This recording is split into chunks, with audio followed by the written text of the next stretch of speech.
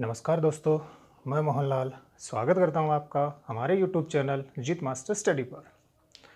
Indian polity के तहत हमने मूल अधिकारों का अध्ययन हमारा चल रहा था। उसके तहत हमने आर्टिकल 14 एवं आर्टिकल 15 का अध्ययन कर लिया है। आज हम आर्टिकल 16 का क्या करेंगे, अध्ययन करेंगे। जिस प्रकार से हमने आर्टिकल 14 एवं आर्टिकल 15 का अध्ययन करते समय विभिन्न केसों को भी ध्यान में रखा था, सर्वोच्च न्यायालय के जो विभिन्न वाद हैं उनका भी क्या किया था, अध्ययन किया था। उसी को कंटिन्यू रखते हुए आज हम आर्टिकल 16 का एक डिटेल्ड क्या करेंगे, अध्ययन करेंगे। ठीक है, अगर आप चैनल पर नए हो तो चैनल को सब्सक्राइब कीजिए, वीडियो को लाइक कीजिए और ज़्यादा से ज़्यादा शेयर कीजिए। बात करते हैं किसकी, आर्टिकल 16 की। कौन सा आर्टिकल है, आर्टिकल 16 किसकी बात करता है, अवसर की समानता। किसकी बात करता है, अवसर की समानता की बात करता है। मतलब कि राज्य जो है ना, राज्य के अधीन जितनी भी सेवाएं हैं उन सेवाओं में अवसर की समानता की बात करता है ना। Equal opportunity in public employment की क्या करता है, बात करता है। कौन सा आर्टिकल, आर्टिकल 16। सबसे पहले आपको क्या ध्यान रखना है कि आर्टिकल 16 जो है ना वो केवल किसको प्राप्त है, केवल भारतीयों को प्राप्त है। ठीक है, किसको प्राप्त है, केवल भारतीयों को क्या है ये प्राप्त है। दूसरा, आर्टिकल 16 का क्लोज नंबर 1, आर्टिकल 16 का क्लोज नंबर 1 क्या कहता है कि राज्य अपने अधीन जो लोक नियोजन है, मतलब राज्य के अधीन आने वाली जो सरकारी सेवाएं हैं उन सरकारी सेवाओं में सभी को क्या करेगा, समान अवसर उपलब्ध करवाएगा। तो आर्टिकल 16 का क्लोज नंबर 1 क्या कहता है कि राज्य अपने अधीन आने वाली सरकारी सेवाओं में, इसमें सरकारी सेवाओं में, पब्लिक एम्प्लॉयमेंट में, तो सरकारी सेवाओं में सभी को समान अवसर उपलब्ध करवाएगा, सभी को समान अवसर उपलब्ध करवाएगा। ठीक है, ये ध्यान रखना, मतलब यहाँ कोई भेदभाव नहीं किया गया है। दूसरी बात, आर्टिकल 16 का क्लोज नंबर 2 ये क्या कहता है, क्लोज नंबर 2 ये कहता है कि राज्य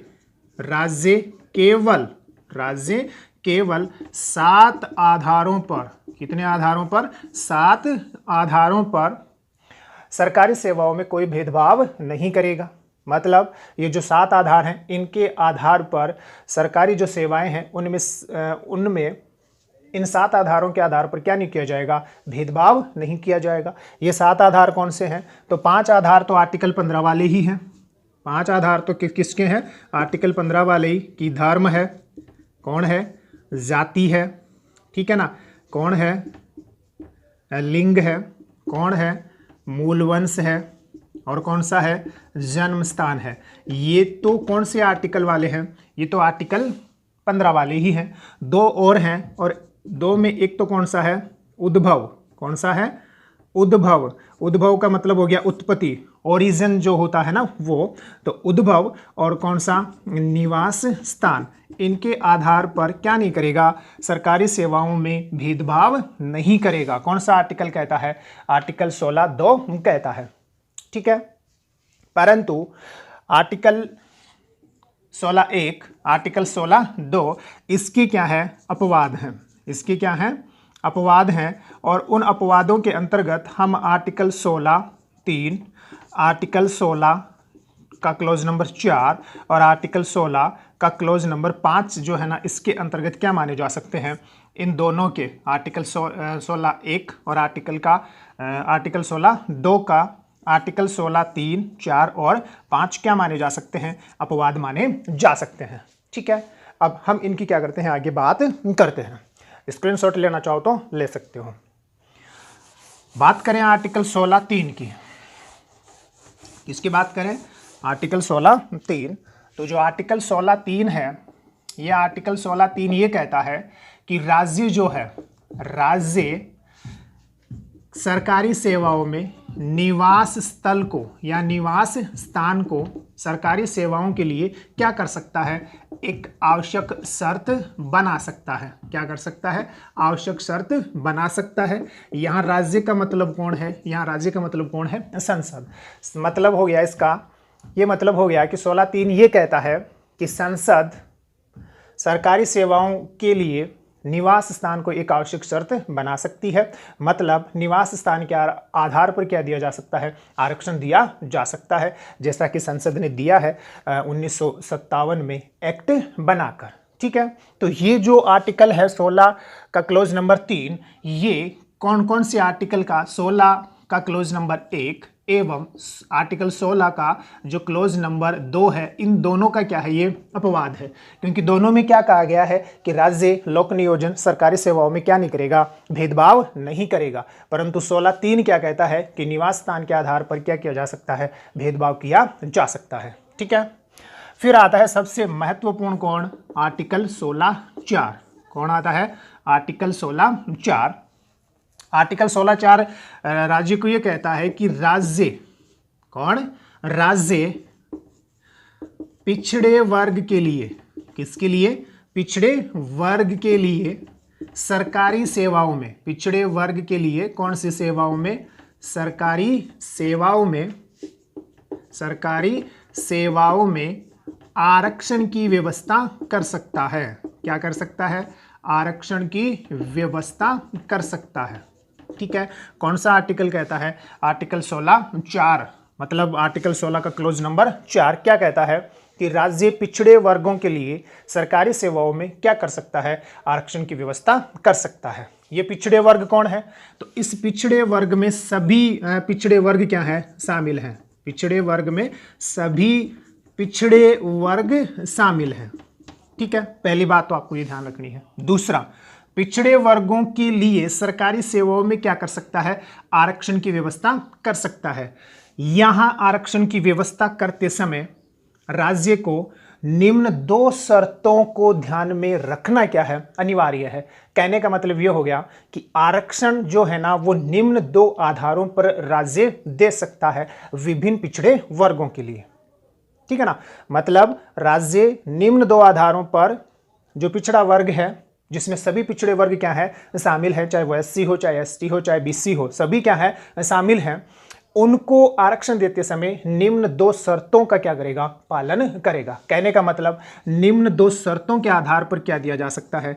आरक्षण दिया जा सकता है। और वो जो शर्तें हैं, वो शर्तें कौन कौन सी है? पहली शर्त है, जिस पिछड़े वर्ग को आरक्षण दिया जा रहा है वो क्या होना चाहिए?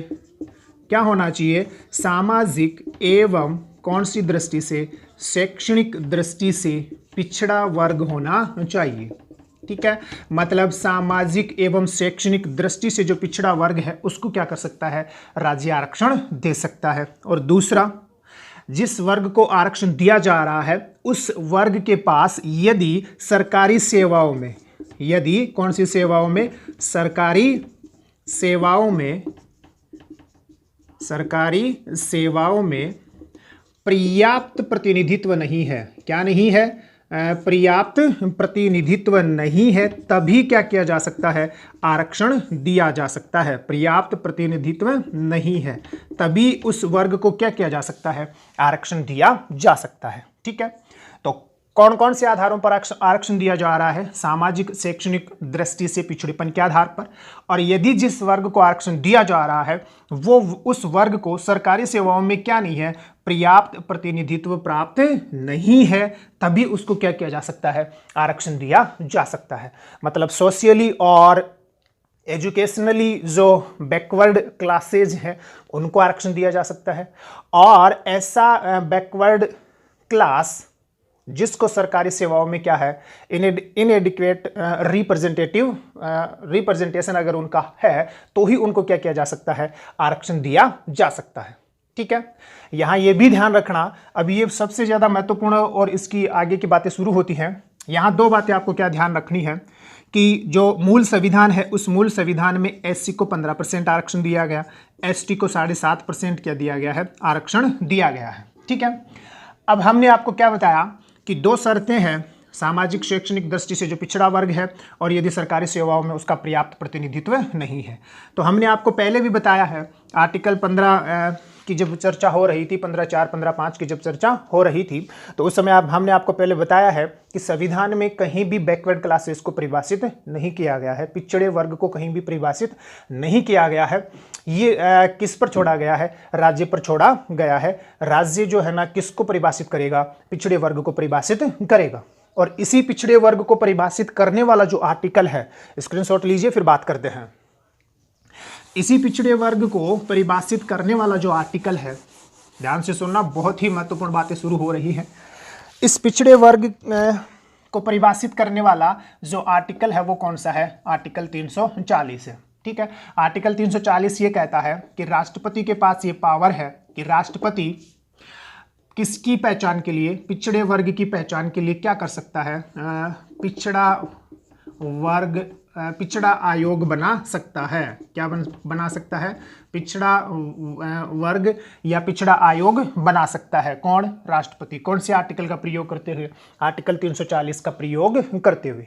और राष्ट्रपति ने इस आर्टिकल 340 का प्रयोग करते हुए अब तक क्या किए हैं? 2 पिछड़ा वर्ग बनाए हैं, या 2 पिछड़े वर्ग मतलब आयोग बनाए हैं, या 2 पिछड़ी जाति आयोग बनाए हैं, ऐसे कर लीजिए। 2 पिछड़ी जाति आयोग बनाए हैं। किसने? राष्ट्रपति ने। किसकी पहचान करने के लिए? बैकवर्ड क्लासेज की पहचान करने के लिए। पहला जो पिछड़ी जाति आयोग बनाया, कौन सा? पहला जो बैकवर्ड कमीशन बनाया था, बैकवर्ड क्लासेज जो आयोग बना था, वो बना था किस नाम से या किसकी अध्यक्षता में? काका कालेलकर आयोग बनाया गया था, या काका कालेलकर की अध्यक्षता में आयोग बनाया गया था। कब? 1953 में।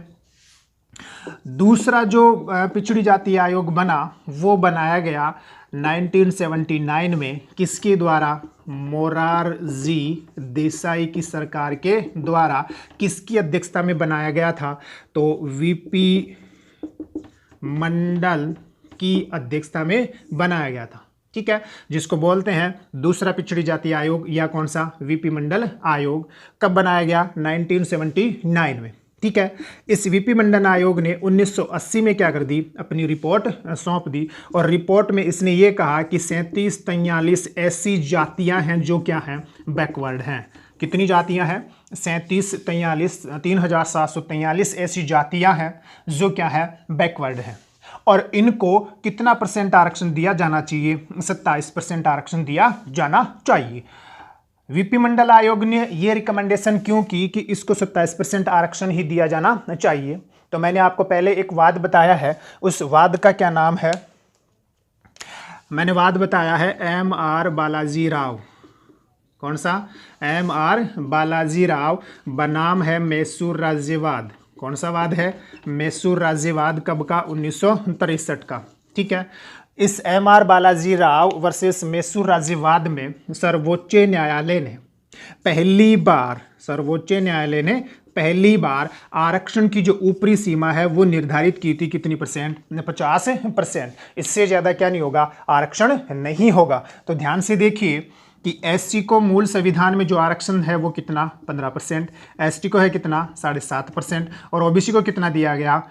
27% आरक्षण दिया गया। तो किसको ध्यान में रखते हुए आरक्षण की ऊपरी सीमा जो M.R. बालाजी राव वर्सेस मैसूर राज्यवाद में सर्वोच्च न्यायालय ने क्या की थी? निर्धारित की थी। ठीक है, तो आपको क्या ध्यान रखना है कि आर्टिकल 340 जो है वो किसकी बात करता है? वो बीसी की बात करता है, बैकवर्ड क्लासेज की बात करता है। क्या कहता है कि राष्ट्रपति क्या कर सकता है? पिछड़ी जातियों की पहचान के लिए एक आयोग बना सकता है। अब तक राष्ट्रपति ने कितनी पिछड़ी जाति आयोग बनाए हैं? 2। पहला कौन सा?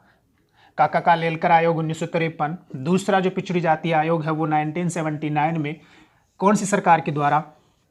मोरारजी देसाई की सरकार के द्वारा। कौन सा बनाया गया था? वीपी मंडल, जिसने अपनी रिपोर्ट सौंपी कब? 1980 में। इसने ये माना कि 3743 ऐसी जातियां हैं जो क्या है? बैकवर्ड हैं। कौन सी दृष्टि से? सोशली और एजुकेशनली क्या है? बैकवर्ड हैं। और इसने ये रिकमेंडेशन की कि इनको क्या किया जाना चाहिए? सरकारी सेवाओं में 27% आरक्षण दिया जाना चाहिए। क्यों दिया जाना चाहिए? क्योंकि M.R. बालाजी राव में सर्वोच्च न्यायालय ने आरक्षण की ऊपरी सीमा कितनी निर्धारित की? 50%। तो आरक्षण की ऊपरी सीमा को ध्यान में रखते हुए कितना % आरक्षण इनको देने की बात वीपी मंडल ने की? 27%। ठीक है, स्क्रीनशॉट लीजिए, आगे की बात करते हैं।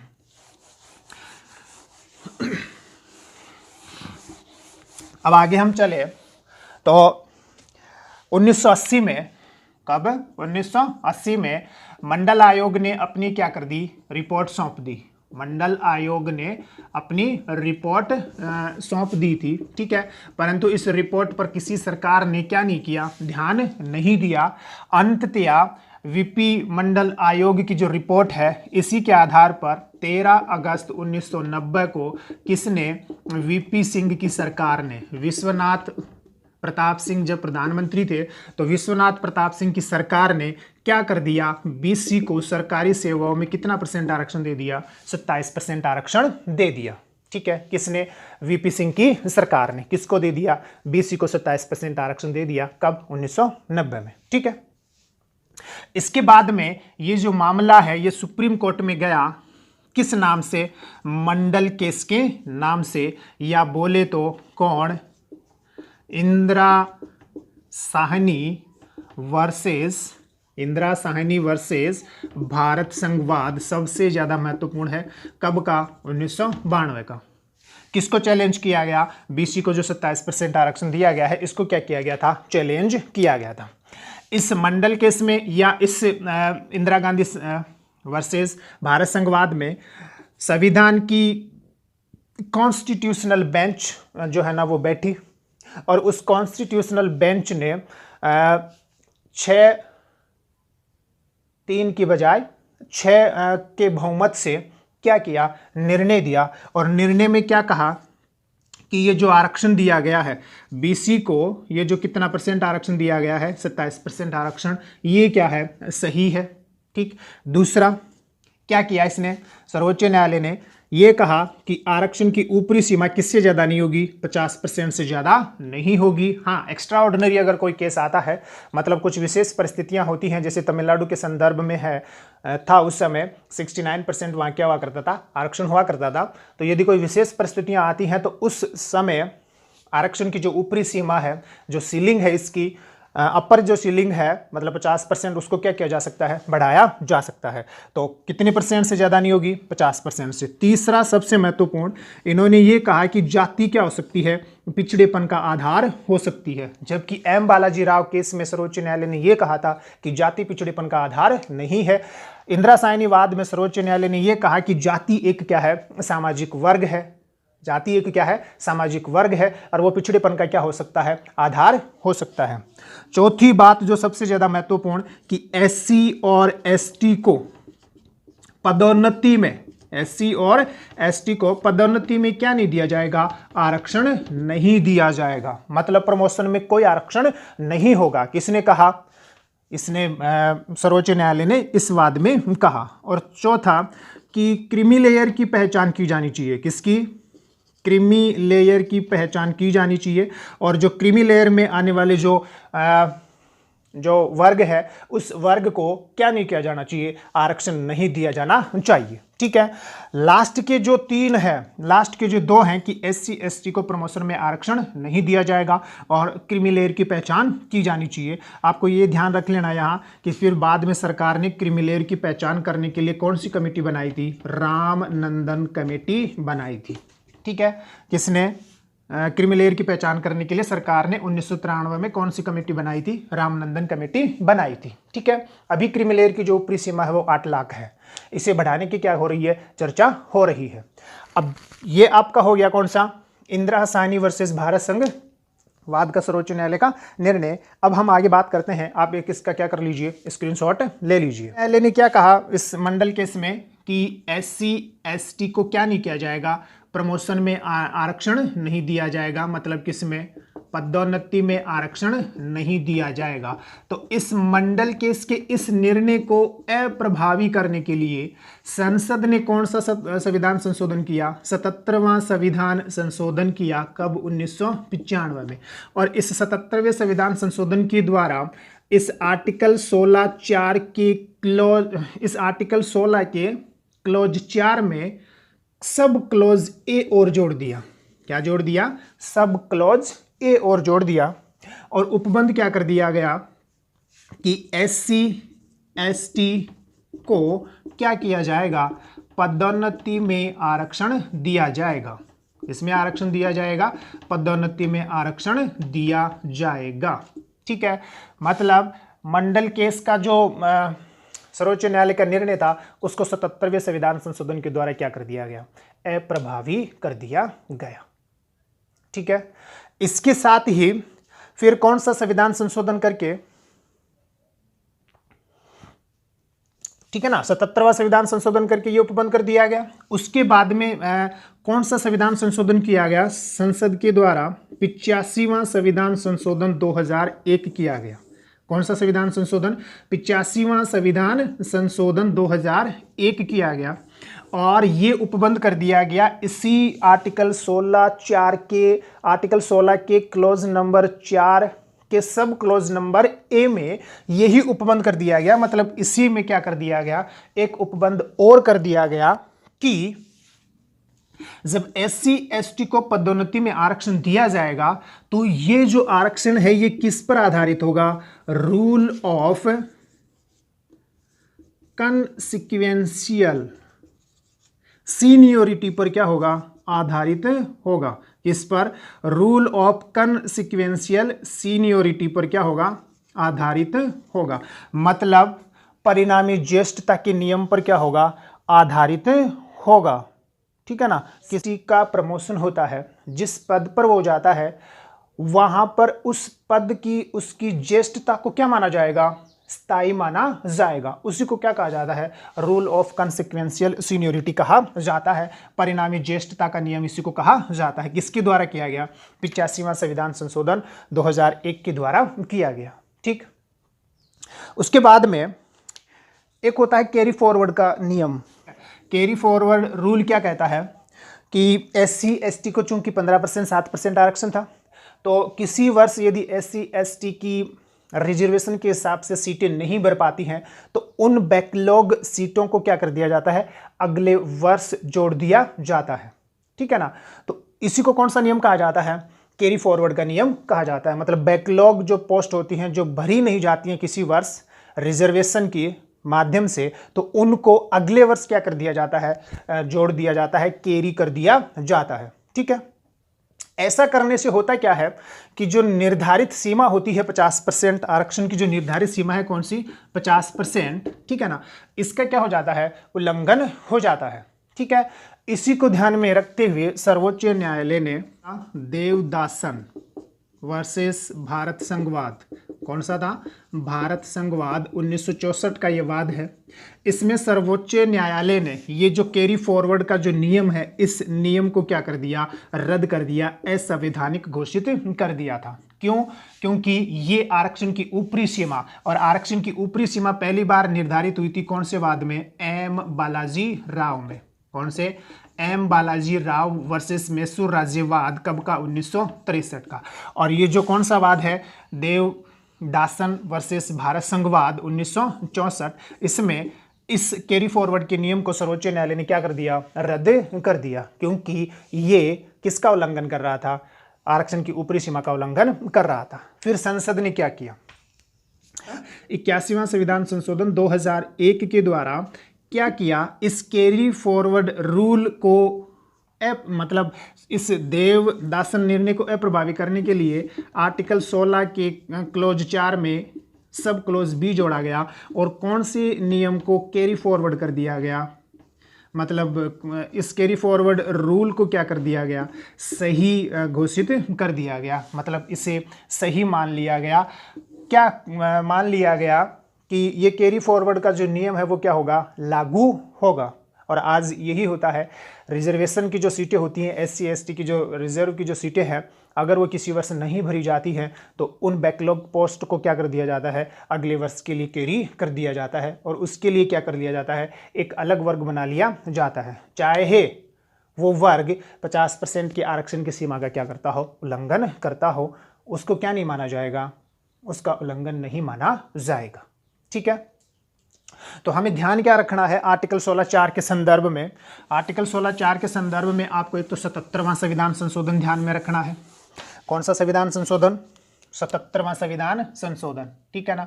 77वां संविधान संशोधन, कॉन्स्टिट्यूशनल अमेंडमेंट जो हुआ कब? 1995 में। क्या कहा गया था इसमें? 77वां संविधान संशोधन जो किया गया। और एक आपको ध्यान रखना है, कौन सा? 85वां संविधान संशोधन। कौन सा ध्यान रखना है? 85वां संविधान संशोधन 2001 भी आपको क्या करना है? ध्यान में रखना है, ठीक है ना। कौन सा संविधान संशोधन? 85वां संविधान संशोधन 2001 भी आपको क्या करना है? ध्यान में रखना है, ठीक है।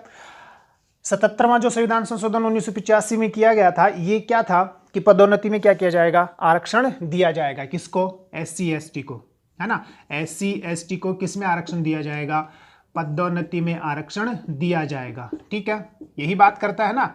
कौन से आर्टिकल के तहत? आर्टिकल 16 का क्लोज नंबर 4, ठीक है। फिर ये जो है इसी 4 में किसकी बात करता है? रूल ऑफ, किसकी बात करता है? कंसिक्वेंशियल सीनियोरिटी की बात करता है। कंसिक्वेंशियल किसकी बात करता है? सीनियोरिटी की बात करता है। कंसिक्वेंशियल सीनियोरिटी की बात करता है। इन दोनों ही संविधान संशोधन को एम नागराज, कौन सा? एम नागराज वर्सेस भारत संघवाद 2008 में सर्वोच्च न्यायालय में क्या किया गया था? चैलेंज किया गया था। सर्वोच्च न्यायालय ने यह कहा कि 77वां संविधान संशोधन और 85वां संविधान संशोधन दोनों ही क्या है? सही है, ठीक है।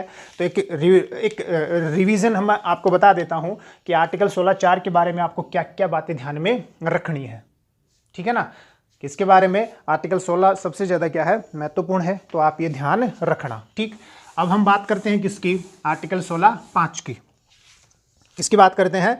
Article 16(5) clause number 5। ये कहता है कि राज्य के कौन से आधार पर?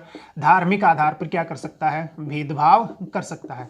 मतलब यदि कोई धार्मिक संस्था है और उस धार्मिक संस्था में किसी धर्म विशेष के व्यक्ति की क्या है? आवश्यकता है, तो उस व्यक्ति की नियुक्ति करने के लिए राज्य क्या कर सकता है? धार्मिक आधार पर भेदभाव कर सकता है, ठीक है। फिर है आपका आर्टिकल कौन सा? 16 का क्लोज नंबर 6, जो 103वां संविधान संशोधन कॉन्स्टिट्यूशनल अमेंडमेंट 2019 के द्वारा क्या किया गया? जोड़ा गया। किसके द्वारा? 2019 के द्वारा क्या किया गया? जोड़ा गया। जो क्या करता है? जो EWS इकोनॉमिकली वीकर जो सेक्शन है, मतलब जिसको अपन बोलते हैं ना स्वर्ण वर्ग जो है, कौन सा है? उच्च जातियों का जो वर्ग है, स्वर्ण वर्ग जो है, उसको क्या करता है? सरकारी सेवाओं में 10% आरक्षण देने की बात करता है। कौन से आधार पर? आर्थिक आधार पर। कौन से आधार पर? आर्थिक आधार पर क्या करता है? आरक्षण देने की बात करता है, ठीक है। इसके द्वारा क्या किया गया? तो इसके द्वारा इस 103वां जो संविधान संशोधन है, इसके द्वारा क्या किया गया था? इसके द्वारा एक तो आर्टिकल 16 में क्लोज नंबर 6 जोड़ा गया और एक आर्टिकल 15 में क्लोज नंबर क्या जोड़ा गया? 6 जोड़ा गया। 16 तो क्या करता है? इनको सरकारी सेवाओं में, 16 तो क्या करता है? EWS को कौन सी सेवाओं में? सरकारी सेवाओं में क्या करता है? 16% आरक्षण, 10% आरक्षण देता है। कौन से आधार पर? आर्थिक पिछड़ेपन के आधार पर। और 15(6) जो है ना, ये कौन से शैक्षणिक संस्थान में? उच्च जो क्या है? शैक्षणिक संस्थान है। कौन से संस्थान है? उच्च जो शैक्षणिक संस्थान है, चाहे वो निजी हो, चाहे वो कौन सा हो? सरकारी हो। उनमें कौन से आधार पर? उनके प्रवेश में कौन से आधार पर? आर्थिक पिछड़ेपन के आधार पर कितना % आरक्षण देने की बात करता है? 10% आरक्षण देने की बात करता है। कौन सा? 15(6), ठीक है। इसमें उच्च शैक्षणिक संस्थान में सरकारी भी शामिल है, निजी भी शामिल है। कौन शामिल नहीं है? अल्पसंख्यक शैक्षणिक संस्थान शामिल नहीं है। 16(6) इनको क्या करता है? आर्थिक पिछड़ेपन के आधार पर सरकारी सेवाओं में आरक्षण देता है। कितना %? 10%। इस EWS में इकोनॉमिकली वीकर जो सेक्शन है, इसमें सभी धर्मों की पिछड़ी जातियां, इसमें सभी धर्मों की उच्च जो पिछड़ी जातियां हैं, जो आर्थिक आधार पर सभी धर्मों की, है ना, सभी धर्मों की जो स्वर्ण कास्ट है, सभी धर्मों की जो उच्च जातियां हैं, उन सभी धर्मों की उच्च जातियों को क्या किया गया है? शामिल किया गया है। मतलब इसमें मुस्लिम उच्च जातियां भी शामिल हैं, इसमें जैन धर्म, इसमें सिख धर्म, है ना, इसमें पारसी, इसमें हिंदू, सभी धर्मों की उच्च जातियों को क्या किया गया है? शामिल किया गया है, ठीक है। ये जो 103वां जो संविधान संशोधन है, अगर हम इसको देखें तो ये किया गया था कौन से आर्टिकल के बेस पर, 146 आर्टिकल 46 के बेस पर, जो आता है किसमें, डीपीएसपी में। ये क्या करता है कि जो पिछड़ा वर्ग के आर्थिक उत्थान के लिए राज्य क्या करेगा, विशेष उपबंध करेगा। और इसी के बेस पर कौन सा संविधान संशोधन किया गया है, आर्टिकल 103वां संविधान संशोधन करके आर्टिकल 16 में क्लोज नंबर 6 और आर्टिकल 15 में क्लोज नंबर 6 क्या किया गया है, जोड़ा गया है। ठीक है, ध्यान देने वाली बात यह है कि यहाँ पर जो आरक्षण दिया गया है 103वां संविधान संशोधन के द्वारा, वो कौन से पिछड़ेपन के आधार पर दिया गया है, आर्थिक पिछड़ेपन के आधार पर दिया गया है। और संविधान में कहीं भी आर्थिक पिछड़ेपन के आधार पर रिजर्वेशन की बात नहीं कही गई है। हमने अभी पढ़ा है कि रिजर्वेशन के केवल 2 ही आधार हैं, सामाजिक एवं शैक्षणिक दृष्टि से पिछड़े हुए को, और ऐसा वर्ग जिसे सरकारी सेवाओं में क्या प्राप्त नहीं हो, पर्याप्त प्रतिनिधित्व प्राप्त नहीं हो। मतलब इकोनॉमिकली जो वीकर सेक्शंस हैं, आर्थिक रूप से जो पिछड़ा वर्ग है, उसको कहीं भी संविधान में आरक्षण की बात देने की बात नहीं कही गई है। कौन से संविधान संशोधन के द्वारा, 103वें संविधान संशोधन के द्वारा 16 के क्लोज 6, 15 के क्लोज 6 में कौन सा पिछड़ापन जोड़ा गया है, आर्थिक पिछड़ापन जोड़ा गया है। तो अभी अगर अपन वर्तमान की बात करें तो वर्तमान समय में आरक्षण के कितने आधार हो गए, 3 आधार हो गए। सोशली एजुकेशनली बैकवर्ड जो है उनको दिया जाता है, और इकोनॉमिकली जो बैकवर्ड हैं उनको दिया जा रहा है, और जिनका इनएडिक्वेटली रिप्रेजेंटेशन है, मतलब सरकारी सेवाओं में अपर्याप्त प्रतिनिधित्व है, उनको क्या किया जाता है, आरक्षण दिया जाता है। ठीक है, ये आर्टिकल क्या है आपका 16 है। मैंने आपको पहले भी कहा है कि आर्टिकल 16(4) के संदर्भ में आपको विशेषतः क्या करने हैं, बहुत सारी बातों का ध्यान रखना है। 77वां संविधान संशोधन है ना, 81वां संविधान संशोधन, 85वां संविधान संशोधन, MR बालाजी राव केस आपको ध्यान रखना है ना, देवदासन वाद आपको ध्यान में रखना है, इंदिरा साहनी वाद आपको क्या करना है, ध्यान रखना है, M नागराज वाद आपको क्या करना है, ध्यान में रखना है। ठीक है, धन्यवाद।